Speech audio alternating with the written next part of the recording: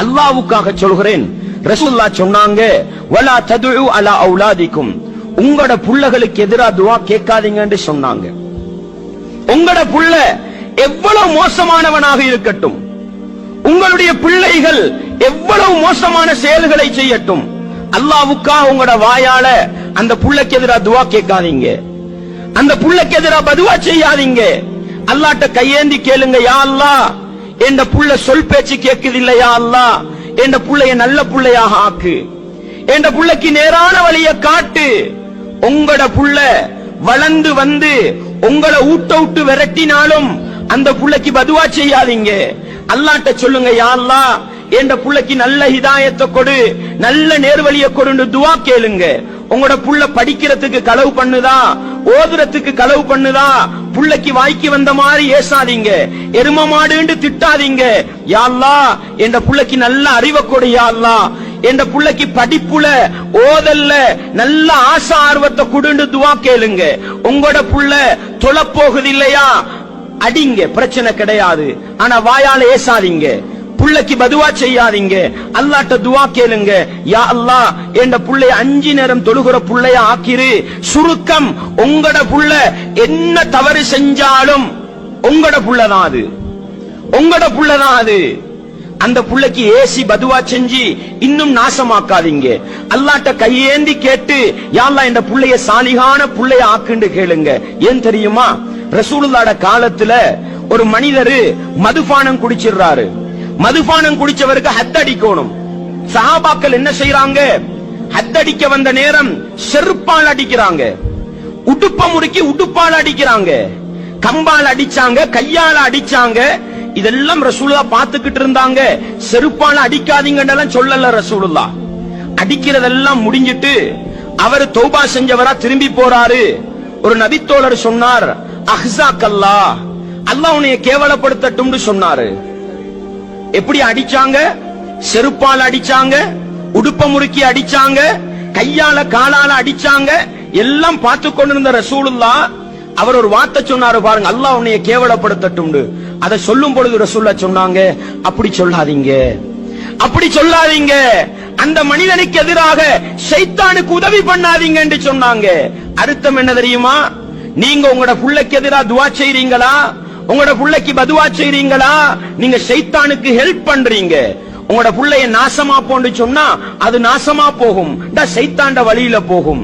அல்லாஹ்வுக்காக சொல்கிறேன், உங்களுடைய பிள்ளைகள் செய்கிற தவறுகளுக்காக பிள்ளைகளை பதுவா செய்து பிள்ளைகளை ஏசி இன்னும் இன்னும் நாசப்படுத்தி விடாமல் உங்களோட வாழ்க்கையில துஆ கேளுங்க. ரசூலுல்லாஹ் அல்லாஹ் அல் குர்ஆன்ல நல்ல மனிதர்கள் கேட்கிற ஒரு துஆவை சொல்லி தருகிறான். கட்டாயம் ஒவ்வொரு பெற்றோரும் பாடமாக்கிக்கங்க. ரப்பனா, எங்கள் இறைவா, ஹப்லனா மின் அஸ்வாஜினா வ ذُرِّيَّاتِنَا قُرَّةَ أَعْيُنٍ, இறைவா எங்களுடைய மனைவிமார்களிலும், மனைவிமாராக இருந்தால் எங்களுடைய கணவன்மார்களிலும், எங்களுடைய பிள்ளை குட்டிகளிலும் கண்குளிர்ச்சியை வைத்து விடு இறைவா. வஜஅல்னா லில்முத்தகீன இமாமா, இறையச்சம் உள்ள மனிதர்களுக்கு வழிகாட்டிகளாக வைத்து விடு இறைவா. இந்த துஆவை கேளுங்க. ரப்பனா ஹப்லனா மின் அஸ்வாஜினா வ ذُرِّيَّاتِنَا قُرَّةَ أَعْيُنٍ وَاجْعَلْنَا لِلْمُتَّقِينَ إِمَامًا. இந்த துஆவை மறந்துடாதீங்க. உங்களுக்காக, உங்களுடைய பிள்ளை குட்டிகளுக்காக அதிகம் துஆ கேளுங்க. எல்லாவற்றுக்கும் மேலாக இங்கே குர்ஆன் மதரசாவிலே மௌலவி ஓதி கொடுக்கிறார், மௌலவி அலிஃபாவை சொல்லிக் கொடுக்கிறார்.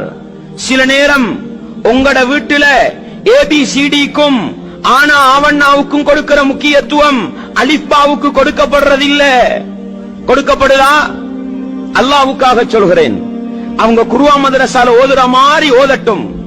உங்களோட வீட்டுல நீங்க ஒரு அரை மணித்தியாலம் ஒதுக்கி உங்களோட புள்ளைக்கு உங்களோட வாயால ஓதி கொடுங்க. நீங்க அலிஃபாவை நீங்க சொல்லிக் கொடுங்க.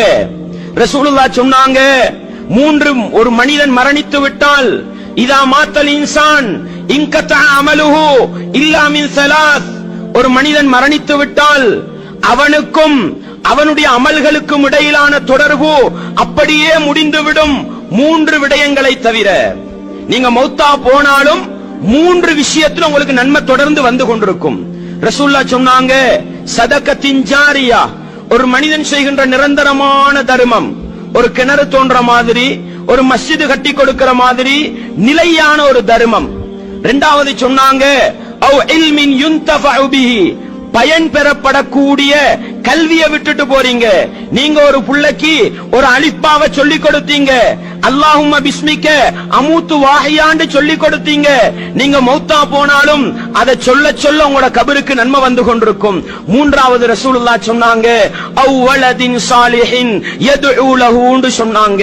பெற்றோருக்காக பிரார்த்தனை செய்கின்ற சாலிஹான ஒரு குழந்தைய விட்டுட்டு போனா அந்த புள்ள செய்யற அமல்கள் முழுக்க உங்களுக்கு வந்துகிட்டு இருக்கும். நீங்க மௌத்தா போனாலும் உங்களோட புள்ளைக்கு நீங்க அலிஃபா சொல்லி கொடுத்தீங்க, உங்களோட புள்ளைக்கு நீங்க சூரத்துல் ஃபாத்திஹாவை பாடமாக்கி கொடுத்தீங்க, உங்களோட புள்ளைக்கு நீங்க நல்ல ஒரு திக்ர சொல்லி கொடுத்தீங்க. நீங்க மௌத்தா போயிருவீங்க.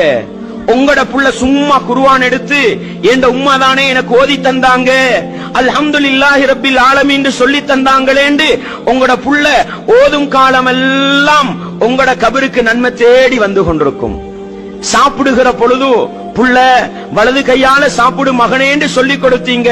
நீங்க மௌத்தா போன பிறகு உங்களோட மகன் தின்ற பொழுதெல்லாம் ஞாபகம் வரும், என்ற உம்மாதானே எனக்கு இதை சொல்லி தந்தாங்க. படைச்சவன் ரப்பு அதுல நன்மைய உங்களோட கபருக்கு தந்து கொண்டே இருப்பான். ஆடை அணிகிற நேரம் வலது கையால ஆடை அணி மகனே, பட நடிகர்களை போன்று விளையாட்டு வீரர்களை போன்று ஆடை அணியாதே மகனே என்று சொல்லி கொடுத்தீங்க. நீங்க மௌத்தா போன பிறகும் உங்களோட மகன் அதே மாதிரி ஆடை அணிறாரு, அதுல நன்மை உங்களோட கபருக்கு வந்து கொண்டே இருக்கும். தேவையா? உங்களோட புள்ளைக்கு உங்களோட வாயால இஸ்லாத்தை சொல்லிக் கொடுங்க, நல்ல விஷயத்தை சொல்லிக் கொடுங்க, மார்க்க விவகாரங்களை சொல்லிக் கொடுங்க. உங்களோட புள்ளகளை தொழ பழக்குங்க, இபாதத்து செய்ய பழக்குங்க. நீங்க மௌத்தா போற நேரம் உங்களோட புள்ள ஒரு நல்ல புள்ளையா இருந்தா அந்த புள்ள செய்யற எல்லா அமல்களையும் உங்களுக்கு கூலி வந்து கொண்டிருக்கும். எனவே தாய்மார்களே, சகோதரிகளே, வெறுமனே இந்த நிகழ்ச்சியை பார்த்து சந்தோஷப்பட்டு விட்டு போய் பிள்ளைகளுடைய எதிர்காலத்தை மறந்து விடாமல் அந்த பிள்ளைகளை ஈமானுக்காகவும் இஸ்லாத்துக்காகவும் வளர்க்க பழக்குங்கள். உலகத்துக்கு உங்களுக்கு சம்பாதித்து தராவிட்டாலும் உங்களுடைய கபருக்கு நன்மையை கொண்டு வந்து சேர்க்கின்ற நல்ல பிள்ளைகளாக வளர்த்து விடுங்கள். இதுதான் எங்களுக்கும் பயனளிக்கும், இஸ்லாமிய உம்மத்துக்கும் பயனளிக்கும், மறுமை வெற்றியையும் கொண்டு வந்து தரும் என்பதை உள்ளத்திலே ஆழமாக